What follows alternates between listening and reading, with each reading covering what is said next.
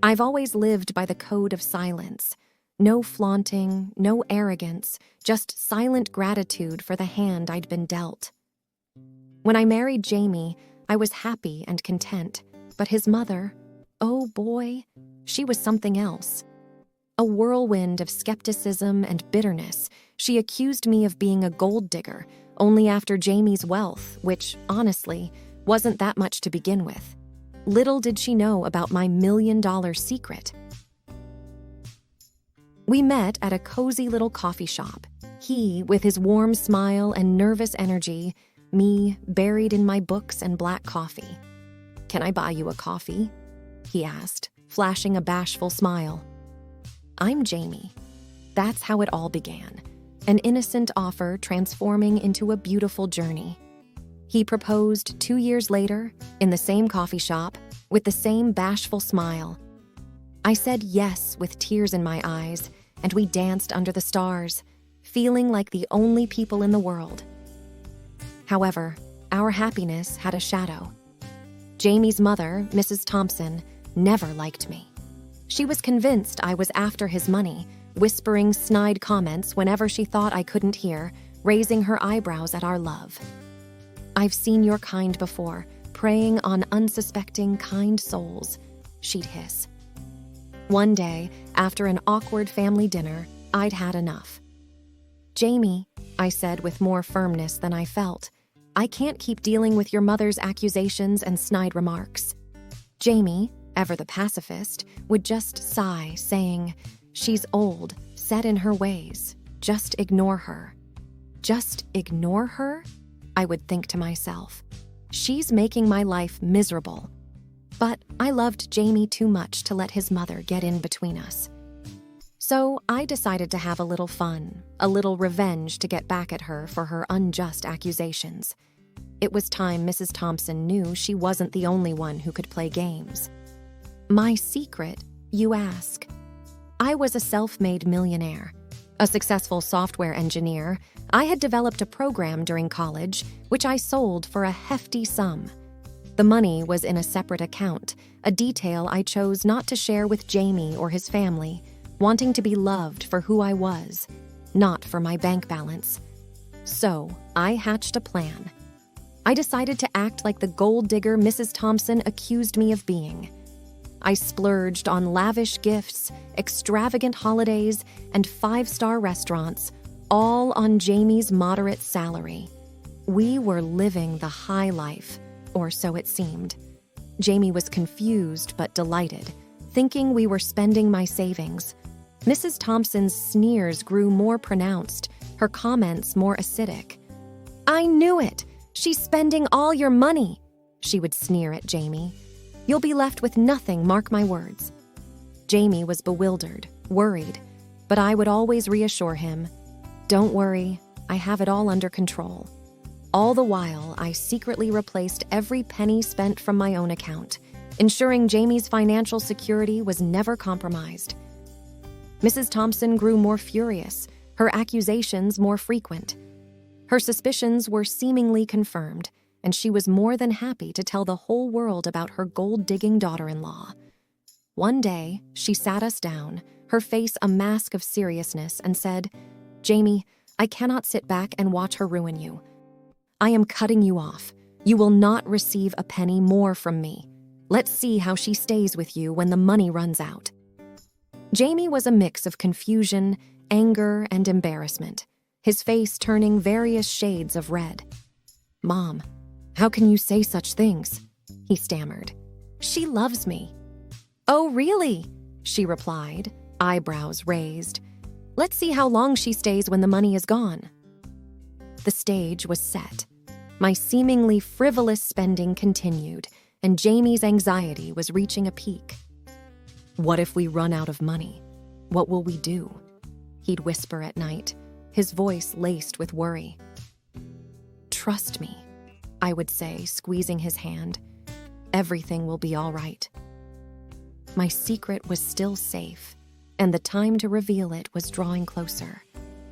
Mrs. Thompson was in for the shock of her life. I could hardly wait. I spent days meticulously planning the grand reveal, my heart racing every time I thought about the look on Mrs. Thompson's face when she would find out the truth. She thinks she can ruin my happiness? I'd think to myself. Let's see who has the last laugh. I went on, more audacious in my spending, more theatrical in my display of wealth. Expensive gifts for Jamie, designer dresses, and ostentatious parties. I spared no expense in portraying the image of the reckless spender, the gold digger Mrs. Thompson believed me to be. One evening, as Jamie and I hosted a lavish party, Mrs. Thompson confronted me, her face red with anger. "You are ruining my son, you worthless gold digger," she hissed, her voice quivering with rage. I smiled sweetly, responding with feigned innocence. "I'm just enjoying the wealth your son provides me. Isn't that what you've been saying all along?" The fire in her eyes intensified, but she said nothing, her lips pressed into a thin line. Poor Jamie was caught in the middle, torn between the love for his mother and his love for me. "I can't take it anymore," he confessed one night, tears streaming down his face. "I can't be in the middle, torn between the two most important women in my life." That was the turning point. Seeing him so broken, so helpless, I knew it was time to put an end to this game. "Jamie," I said, my voice soft, "it's time you knew the truth." "What truth?" he asked, wiping away his tears, his eyes red and swollen. "The truth about my wealth," I replied, reaching out to hold his hand. "I am a millionaire, Jamie. I've been replacing every penny we've spent, ensuring you never lose anything." He stared at me, disbelief etched across his face. "What? Why didn't you tell me?" "I wanted to be loved for me, not my wealth," I admitted, tears welling in my eyes. "I wanted someone who loved Emma, the person, not Emma, the millionaire." Jamie hugged me tight, whispering, "I love you, Emma, with or without your money." With Jamie now in on my secret, we decided to have one final act, the grand reveal, something Mrs. Thompson would never forget. We decided to throw a lavish banquet, inviting all our friends and family. Mrs. Thompson was, of course, the guest of honor. On the day of the banquet, the air was charged with anticipation. I wore my most extravagant dress, diamonds glittering at my throat. Jamie looked handsome in his suite, his eyes sparkling with mischief. As we stood at the podium, the room silent in anticipation, Jamie began. "Ladies and gentlemen, we have gathered you all here for a special announcement." All eyes were on us, the room buzzing with whispers. Mrs. Thompson sat in the front row, her eyes glaring daggers at me. Finally, the day of reckoning has arrived, she must have thought, believing her son was about to announce his separation from the gold digger. Taking a deep breath, I spoke up. "I have been accused of being a gold digger, of being with Jamie only for his wealth." The whispers grew louder, the air more tense. Jamie squeezed my hand, whispering, "It's time." My heart raced as I prepared to drop the bombshell, to expose my $1,000,000 secret to the world, to finally have my revenge on Mrs. Thompson. The air was heavy with anticipation, the silence deafening as I began to speak. "But today," I continued, my voice steady despite the racing heartbeat, "I want to reveal a truth that has been hidden since the day Jamie and I met." I could feel the air thicken with curiosity, eyes wide and expectant. "I am not the gold digger as I've been so vehemently accused of being," I stated, locking eyes with Mrs. Thompson, whose face was now a palette of confusion and surprise. "In fact," I paused, relishing the moment, "I am a self-made millionaire. My wealth exceeds that of the Thompson family." A gasp rippled through the room, a cacophony of whispers following. Mrs. Thompson's face went from red to white, shock and disbelief mingling in her eyes. "I have been playing along, acting the part of the frivolous spender, the gold digger," I continued. Because I wanted to expose the prejudice, the judgment, the condescension that came my way, primarily from Mrs. Thompson. Jamie stood by me, his hand squeezing mine, his face a mix of pride and love. He addressed the crowd. I am ashamed that my own mother could think so lowly of the woman I love. Emma is a remarkable woman, self-made and successful, yet she chose to be with me, to share her life with me. I could see Mrs. Thompson squirming in her seat, her face a mask of humiliation and regret. I had dreamt of this moment, rehearsed it 1,000 times in my head, but the satisfaction was sweeter than I had ever imagined. This was it, I thought to myself. The truth is out, and the tables have turned. Mrs. Thompson stood up abruptly, her voice quivering. Jamie, is this true? Emma, is this some sort of sick joke? No, Mother, Jamie replied sternly. It's the truth. A truth that Emma kept hidden to protect our relationship, to protect me. And me? Mrs. Thompson asked, her voice breaking. You never gave her a chance, Jamie retorted, his voice laced with disappointment. You judged her, accused her, tried to turn me against her. Mrs. Thompson faltered, at a loss for words. The room was buzzing, a mix of shock, admiration, and curiosity. Friends and family came forward, congratulating us, expressing their astonishment at the revelation. Questions and congratulations poured in, but my eyes were on Mrs. Thompson, who sat there, her head bowed, a picture of defeat and regret. I walked over to her, my heart heavy with mixed emotions. Mrs. Thompson, I began, my voice soft. I never wanted to hurt you. I just wanted to be accepted for who I am, not for my wealth or lack thereof. She looked up, tears brimming in her eyes. I am sorry, Emma. I was wrong about you. Her voice broke, the words barely a whisper. It was a moment of triumph, but it was also a moment of reconciliation. I had proven my point, had my revenge, but it was time to mend fences, to build a relationship that had been tarnished by prejudice and accusations. I hope we can start anew, Mrs. Thompson, I said, extending my hand towards her. Not as enemies, but as family. She took my hand, her grip firm, her eyes filled with tears. I would like that very much, Emma. The festivities continued, laughter and joy enveloping the room. But my mind was elsewhere. The revelation had sent shockwaves through the assembly, leaving a mix of admiration and awkwardness in its wake. I found myself surrounded by a throng of well-wishers, their praises and congratulations echoing in my ears. But my thoughts were with Mrs. Thompson, with the newfound truce, the possibility of a fresh start.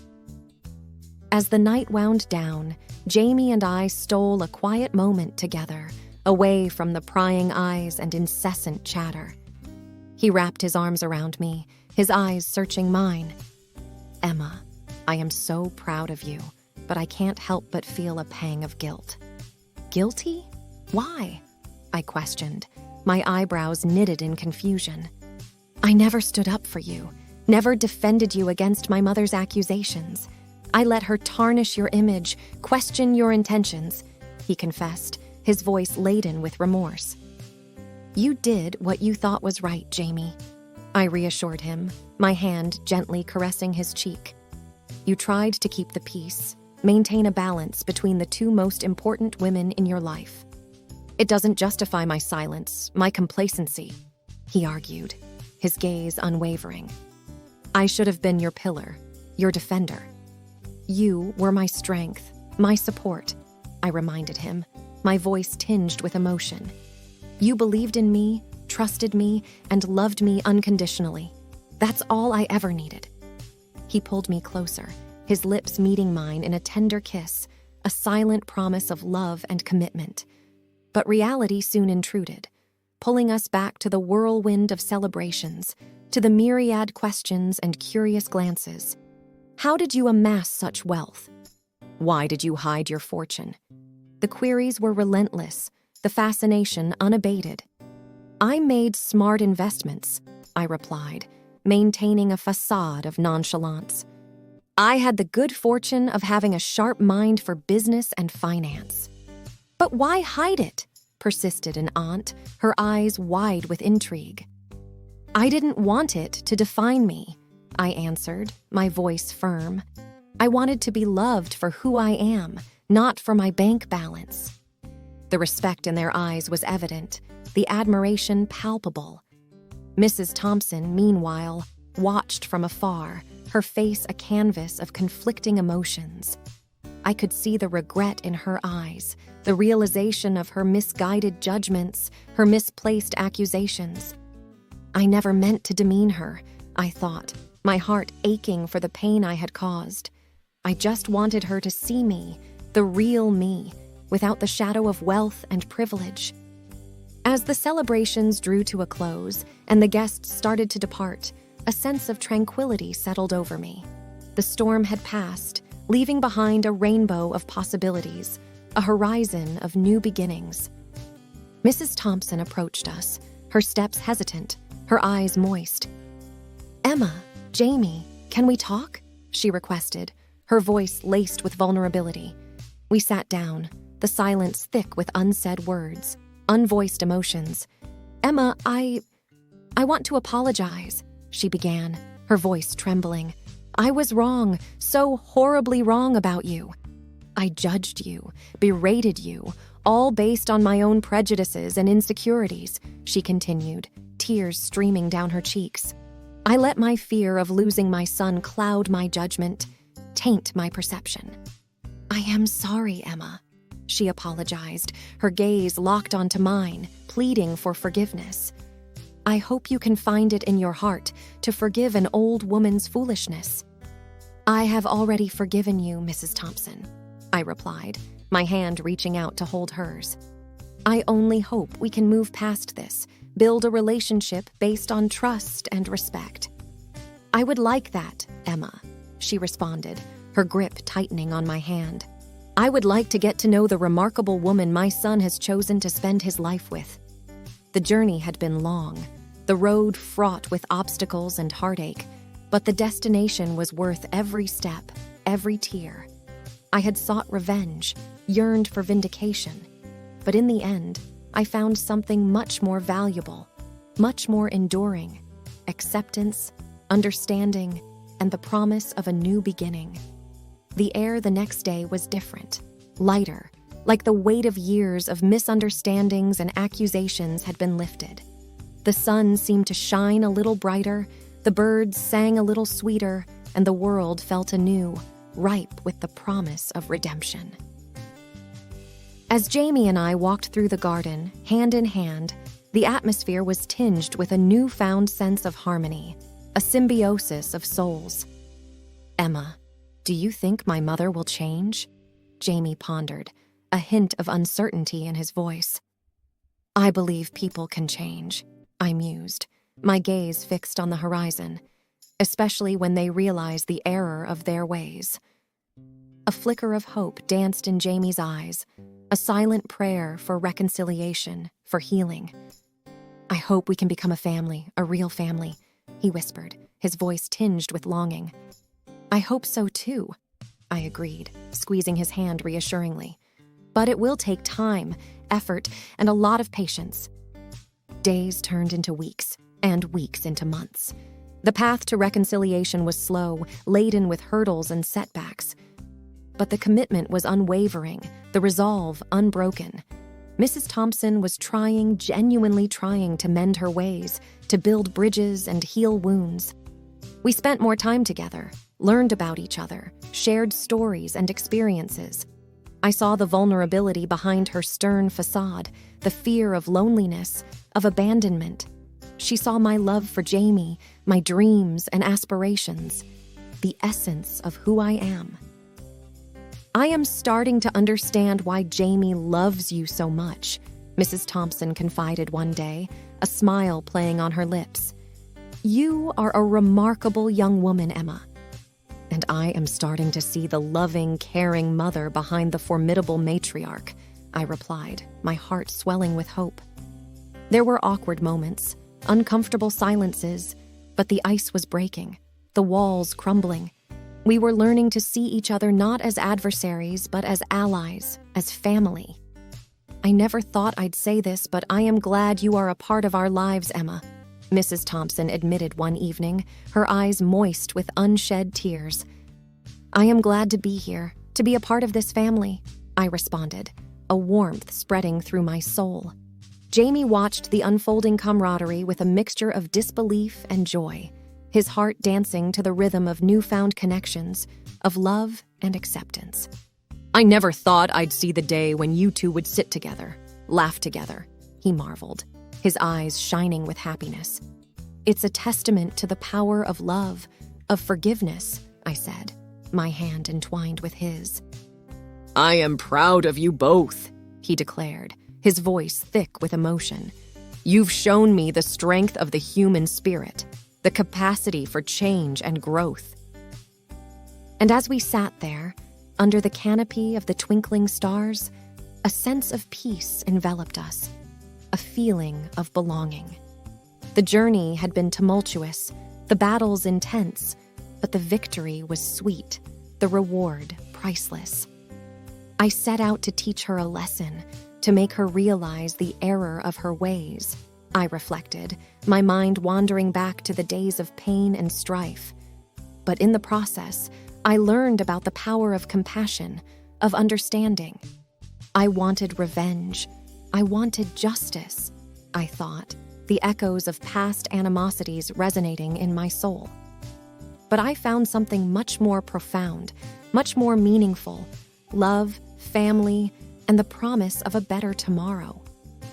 I didn't just gain a husband, I gained a family, I mused, my heart brimming with gratitude. And in the process, I discovered the essence of true wealth, the richness of the human spirit. And as the curtain fell on this chapter of our lives, a new one awaited, full of possibilities and adventures, of love and laughter. The journey was just beginning, and I was ready to embrace it, to savor every moment, every emotion.